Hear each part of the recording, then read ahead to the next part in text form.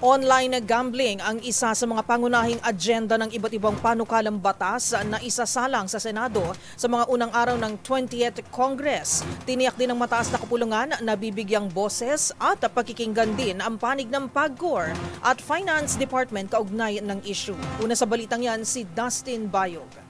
Isasalang na sa pagdinig sa Senado ang mga panukala tungkol sa pagtigil ng mga operasyon ng online gambling o sugal sa bansa. Ito ay mangyayari sa August 14 sa pangunguna ng Committee on Games and Amusement kung saan chairperson si Senador Erwin Tulfo. Ayon sa kanya, prioridad itong pag-usapan dahil sa paglala ng problema ng sugal at bunsod ng kagustuhan ng ilang mababatas na itotal ban na ang mga operasyon.